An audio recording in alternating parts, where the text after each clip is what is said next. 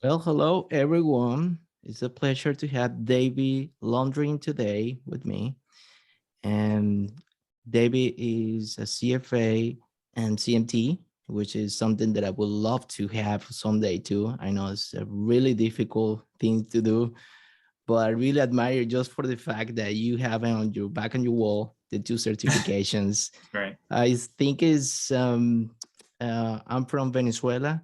I don't think there's anyone who has the two certifications in my country. You can have people have CFA, but also all other groups have the CMT. Right. So welcome to this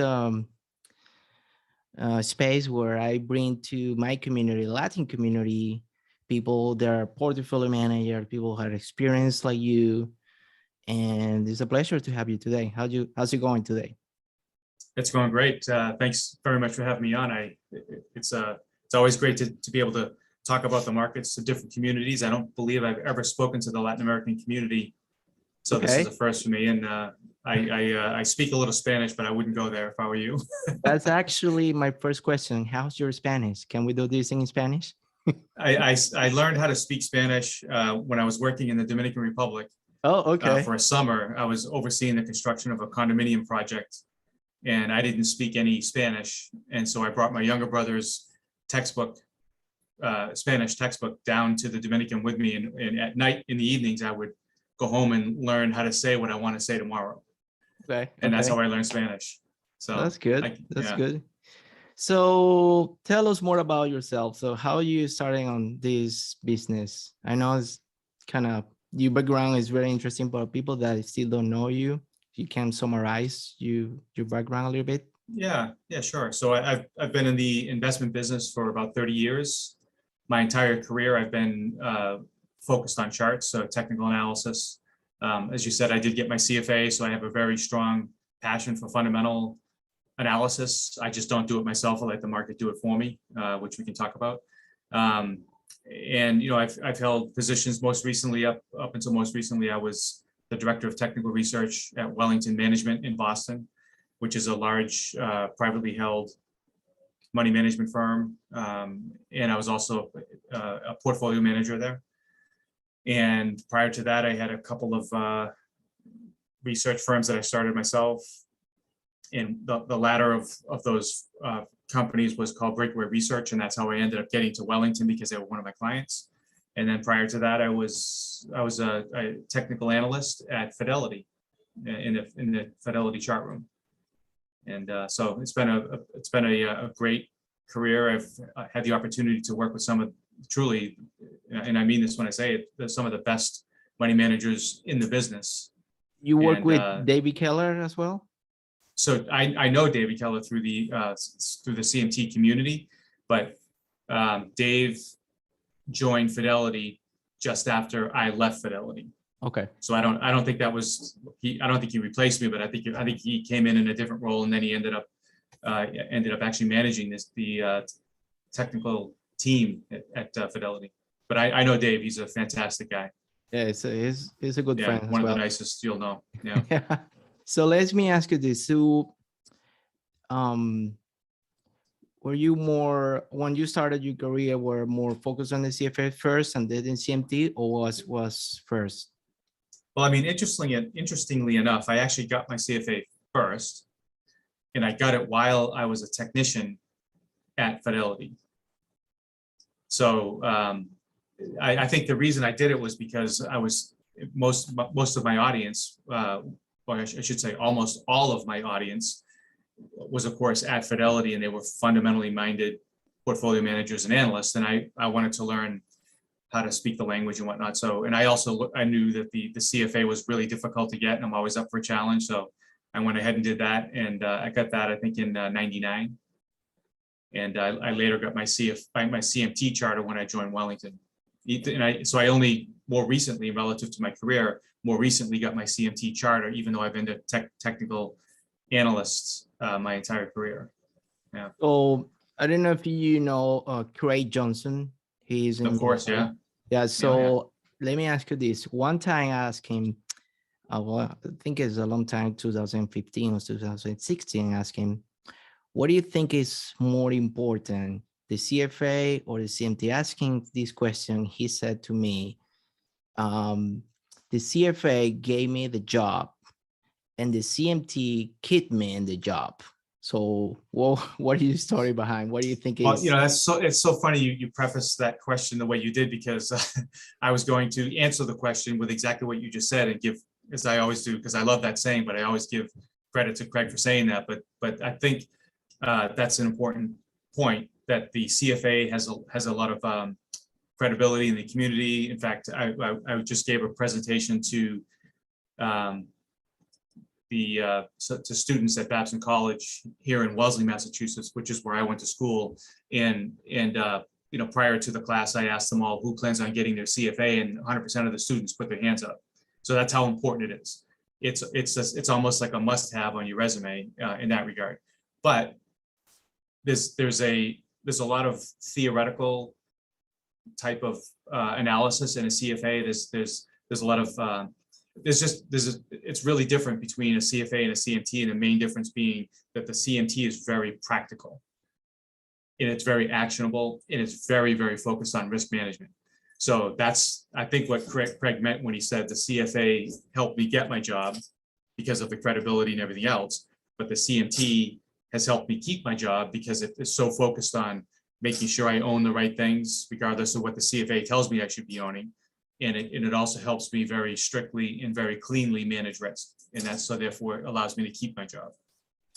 And it's also funny that my current role that I have, I'm surrounded by CFAs only.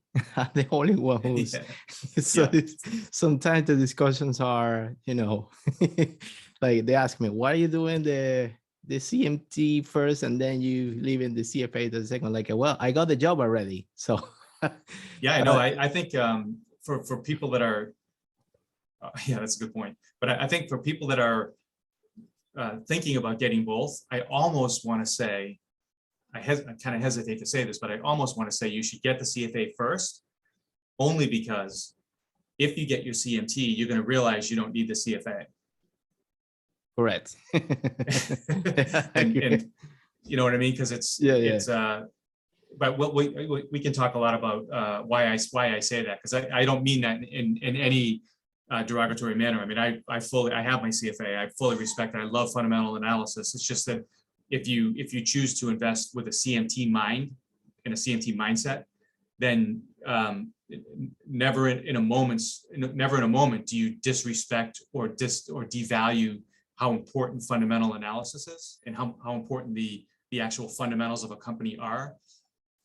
It's just that if you're a pure CMT investor or a technical investor, the way I say it is that you basically check your ego and your own opinion at the door, like your opinion of the fundamentals.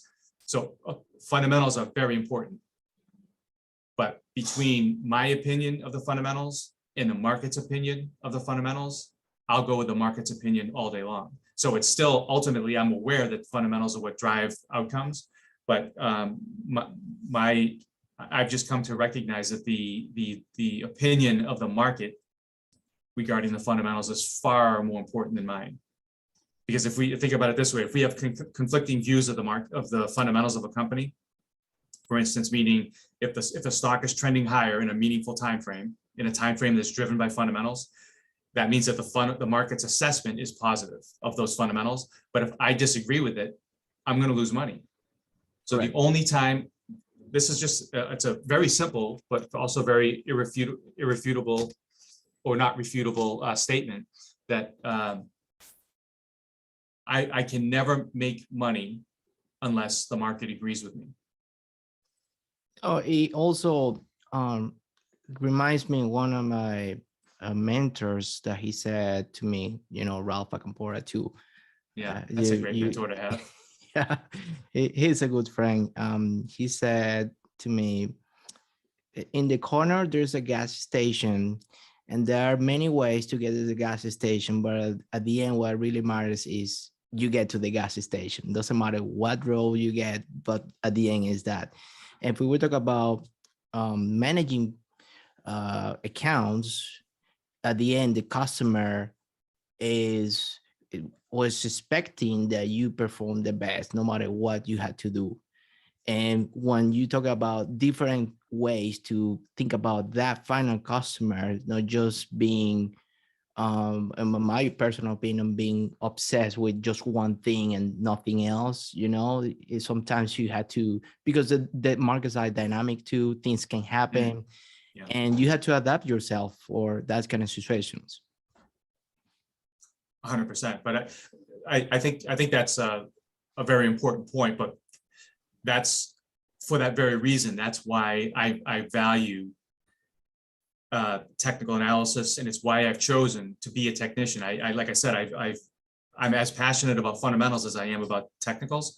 It's just that at the end of the day, I chose the technical route for very specific reasons. And one of the reasons is that the value of technical analysis and trend following in particular is it tells you when you have to change your mind. It tells you when things are changing, whether you can see it or not in the fundamentals. And it happens all the time where a company's fundamental conditions begin to erode, and analysts aren't picking up on it yet, but the market is. And so, at the end of the day, what happened last year, we had what I would consider to be, and maybe in hindsight we will come to call a growth bubble, where we had a very large percentage of the S&P 500 had a price to sales ratio that was above 20, and it went to a degree that was far higher than the 99 bubble. So it was a bubble of epic proportions. Excuse the siren. I don't know if you can hear that. Oh, no problem. Yeah. Sounds like I'm in New York City, but I'm actually in a nice little harbor in Marblehead. But and so a lot of those stocks trended like they did because of the powerful fundamental trends that were underway. But since then, and since early 2021, a lot of those stocks are down 50, 60, 70, 80, 90%. And when you look at a lot of the fundamental trends, they're still intact. At least they appear to be, based on looking at historical information as it has come out throughout 2021. So there's just been a big disconnect between the trend and the fundamentals. And at the end of the day, you actually, although again, fundamentals are important, this is another reason I chose to be a technician, is that you don't buy and sell sales per share or earnings per share, or you can't buy and sell management change. The only thing you can buy and sell is price. And the only way you can make money after having bought price is if it goes up. And if that's the case, then why not spend most of your time on price and only finding those things that are trending in a time frame that's driven by fundamentals? And then you can make the base case assumption that these stocks are trending in this time frame because the fundamentals are strong. And oftentimes for me anyways, what I find is that I discover what the fundamental reasons were later. And that's good enough for me. I mean, I don't have to know ahead of time why, as long as it's trending in a meaningful enough time frame to indicate that it's trending because of fundamentals, as opposed to trending on the hourly chart or trending on the daily chart. That's not enough to get me going, because that's all driven by, as Charles Dow talks about in Dow theory in the late 1800s. Those short time frames are driven by emotions and fears and concerns about the fundamentals and everything. But the actual fundamentals, the things that actually matter, are what affect the monthly chart and the weekly chart. So if you spend your time focusing on those trends and ignoring all the others, another way of saying that is ignoring all the noise and the emotional baggage and whatnot that's tied to the fundamentals, and instead focusing on the actual fundamentals, which is displayed in the trends on the monthly chart, you'll be better off for that. And also reminds me of one of the conversations that I have with Brian Shannon. I think you're familiar with him. He's a CMT too. That he said only price pays. He always tells me the same thing. At the end, that's what really matters. And I'm agree with you on that. So you have something to share with us today? I think you're able, you can share something. You have a. I mean, I have, as I said, I had just given that presentation at Babson, and so the level of understanding of technicals for the audience is, what would you say it is from a scale of 1 to 10, 10 being they know technicals pretty well, to 1 meaning they've never heard of it? I would say between 5 and 7. Okay. So you talk about the people that they follow me. They're trying to get more on the CMT level, but some people are work on the CFA too. So which means the and by the way, I'm gonna edit this video, so don't worry about. I'm gonna cut some part, but Okay. Yeah. so. Well, I would Let's say see if I yes. can- I'm trying to get more people involved in the CMT or CFAs if they want to, rather than just saying, oh, I'm the best trader in the world, you follow my whatever. So it's more like, okay, if you're gonna learn something serious, learn this. If you consider that you can work in the industry first, and after that, having experience, you can work on your own as a, retail trader. Most people do the opposite, like try to get into the charts, and then they want to be the successful retail traders. At the end, as you know, 99% of them, they fail because of Yeah. many factors, Right. that they want to pay their bills by trading. That's, it's yeah, it's like well, some people ask me that question,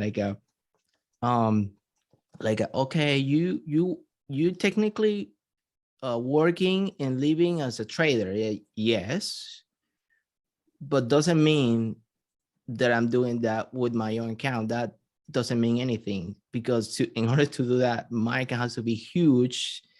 As you know, taking the 1-2%, if you have small account, it's not going to work. But most people think that they're going to have a $4,000-$3,000 account. They're gonna do like Larry Williams. When they see the story about Larry Williams, maybe it's one Larry Williams every 100 years.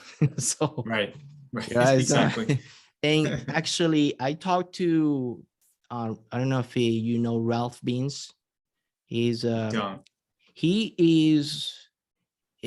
one of the greatest minds that I have met in risk management.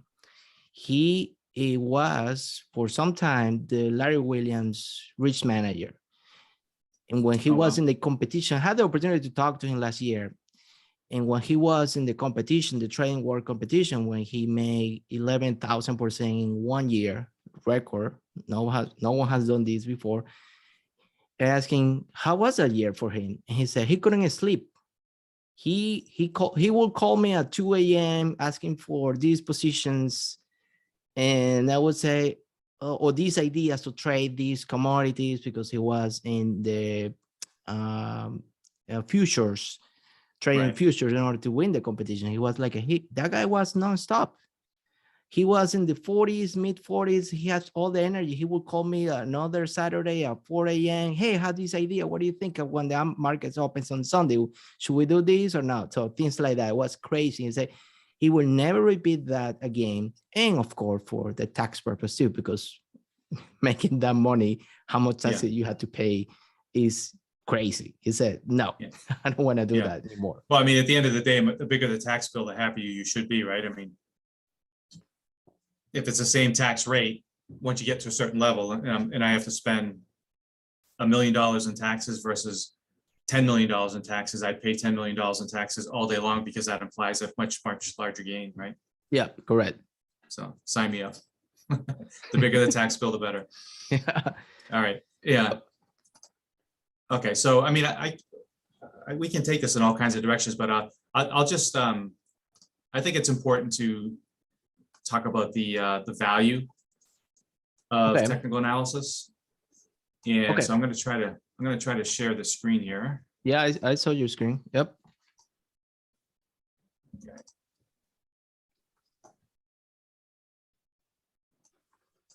Hold on. You're going to have to edit this, I'm sure. Yeah, I will. Don't worry. Yeah. and also had the opportunity to talk to Jack Swagger. Oh, wow, really? Yeah. Jeez. So yeah, it was very interesting because he was that time when I talked to him, it was in 2020. He was doing his last book, and he gave me a copy of his book. And after I got the copy, like 10 days later, we had the conversation. I had to literally read the book like every day, see what kind of question I'm going to ask him. You know, it was really Yeah. interesting to talk to him. Wow, what a treat for you to be able to do that. That's pretty. You've been quite successful. Maybe you need a career in broadcasting. You Okay, know, so I doing this for Right. fun. So Yeah. Well, that's why you should do everything, right? yes. The money is nice if you can get it, but you gotta have fun in life. Mhm. So this is, to me, is one of the if you think about the reality of the situation is there aren't going to be a lot of people who just purely trend follow and are just pure technicians. In many ways, that's actually not the complete full value of a CMT charter. Where we find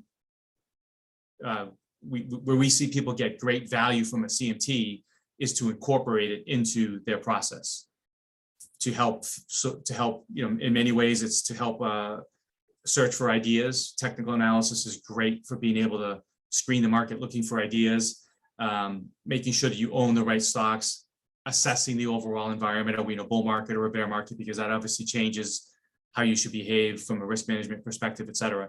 But I think the one aspect of technical analysis that really, where I've seen some very good portfolio managers really benefit from, is the ability using technical analysis to manage risk, and the importance of being able to manage risk. So this slide here just shows you, if you're a trend follower and you were to take all of your trades in a given period, let's just say that this is a month or whatever, but really it should be much longer. It should be a full cycle if you can do it. But if you were just to stack up all of your trades along this horizontal axis, where you see this is zero, everything to the left is a loss, everything to the right is a win. The benefit of technical analysis is when you're wrong. Once trend breaks, and again, in a meaningful enough time frame, so you're not just reacting to every little trend break on the short-term charts, but I'm talking about fundamentally driven charts. Once the trend breaks, you make the base case assumption that it's because the market's telling you something about the fundamentals, and so you act on that and you cut your losses short. And so that's the whole premise of what David Ricardo said in the 19th century: cut your losses short and let your profits run. That's a statement that goes back to the 1800s, and it's a process it's a philosophy that's been adhered to by anybody who's ever managed money successfully, whether they know it or not. Is the idea that you have to cut your losses short and let your profits run. And so as a technician, because you're constantly cutting your losses short, and because you're a trend follower without trying to determine ahead of time, this is just pure trend following. There's a lot of technicians that do it differently, but I'm talking pure trend following, where you get into a trend and you don't make any forecast as to when it's going to end. And the reason you do that is so you can get these what's called right tail events, or these outliers on the right side of this diagram. And so this statement, cut your losses short and let your profits run, comes alive when you look at it this way. This is what a trend following return distribution looks like. Lots of losses, small losses, some, I might even say lots of medium-sized gains, but then some huge wins. In the end, most trend followers, particularly over a full cycle, like last year or the year before, if you were trend following, you couldn't do anything wrong, because no matter what you did, the stock went up, right? I mean, it was unbelievable. I think my hit rate in that year was in the 80% range. That's not normal, right? What's more normal is that through a full cycle, like last year, my hit rate was 40%. So I didn't have a great year last year. So through a full cycle, if you can, what I mean by a full cycle is a bull market and a bear market, get those two things together. Okay. If you're, as a trend follower, can finish that cycle with a 40% hit rate, meaning that 40% of the time you're right, that sounds terrible. And the diagram shows it here, that you have a lot more losses than you have wins. But the reality is, the combination of being able to cut your losses short vis-a-vis technical analysis when the trend breaks, but then also sticking with trends as long as possible until the trend actually reverses, that'll expose you to those right tail events and those situations where you can let your profits run. That math comes together to create what's called positive expectancy. So if you have, in this example, 40% winners and you have a $100 gain on average when you win, and you subtract from that 60% losers, and on average you lose $33 when you lose, that's simple math. It comes out to $20.20 as a positive expectancy. Assuming that that's a full cycle and you have confidence in the strategy and whatnot, that's a strategy you should just keep doing because it works. If you conduct this analysis, which I highly recommend everybody does this, who's thinking about investing, that you pay attention to what your hit rate is and how much you lose when you lose, and how much you win when you win, and do that math all the time.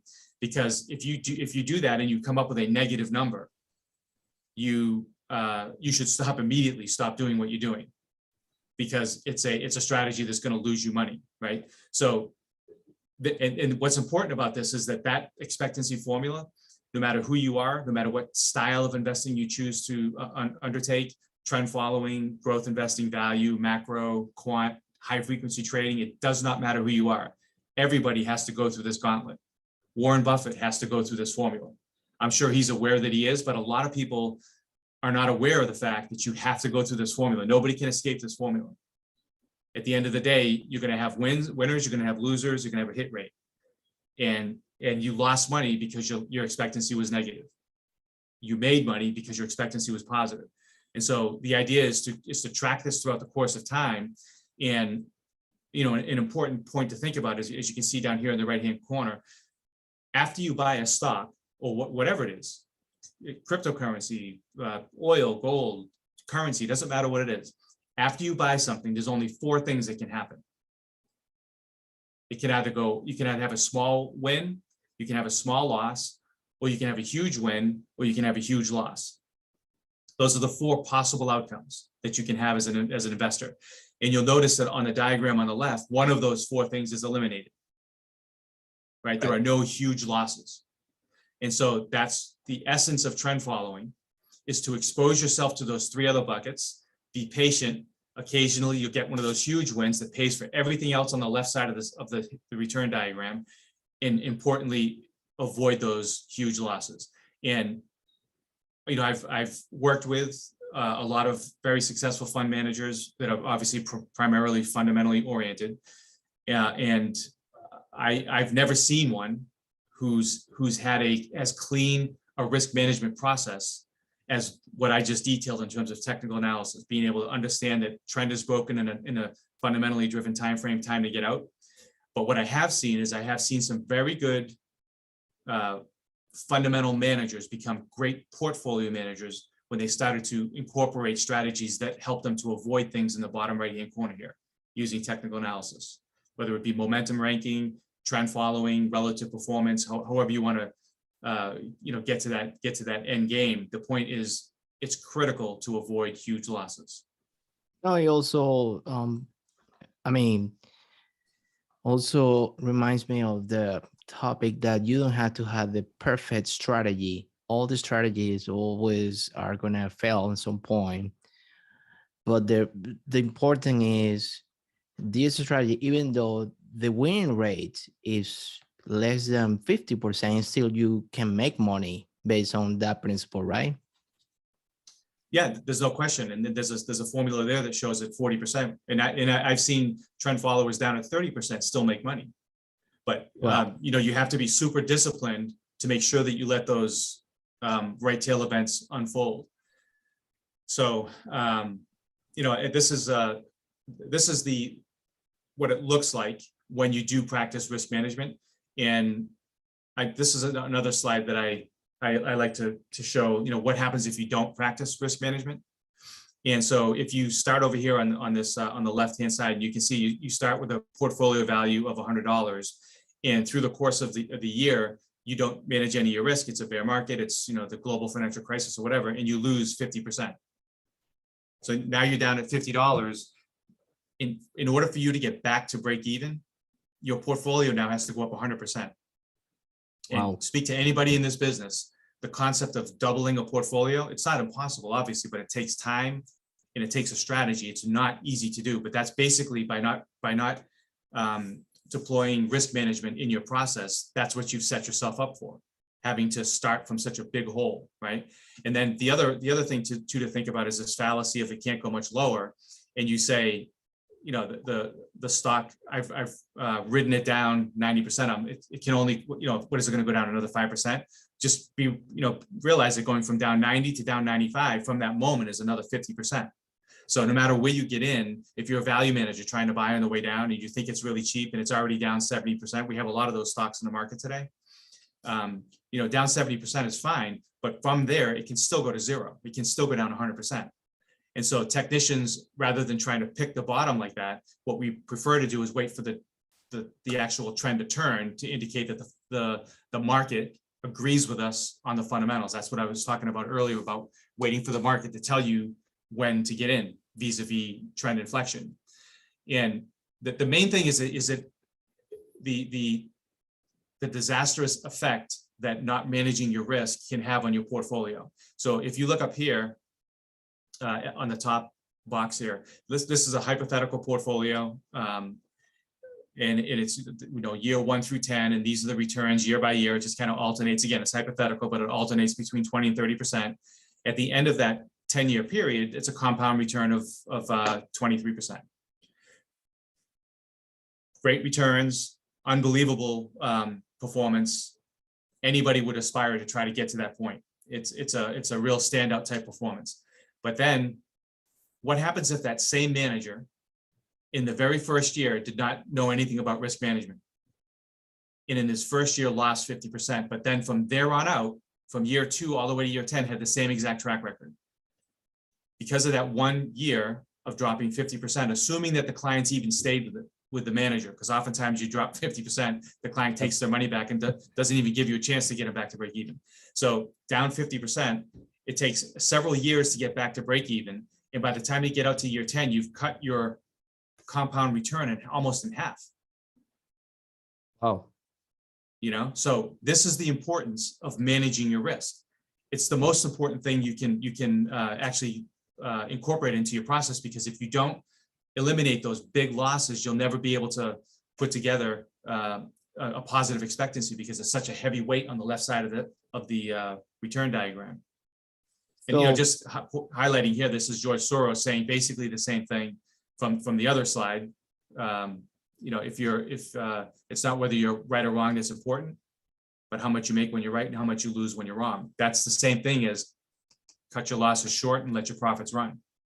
In expectancy, it doesn't matter if you're right 50%, 40%, 30%, doesn't matter. It matters how much you lose when you lose and how much you make when you win.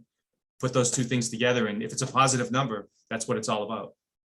so when you say, like, for instance, like, okay, you have, I don't know, 4 or 5% losses, but then on the fixed rate, you have 27% gain in just one, that will probably diminish the other ones, right? So Yeah, yeah. okay.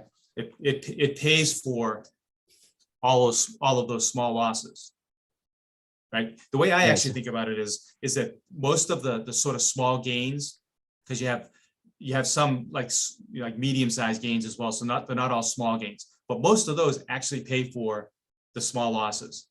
So the right tail events are really the gravy. So obviously they help to pay for everything that goes wrong on the left side of the distribution curve, but that's where all the gravy is. That's where you really make your money. Yeah. Yeah. That's a great presentation, David. Do you want to show us something else, or? No, I just I can. Okay. If you have any questions, or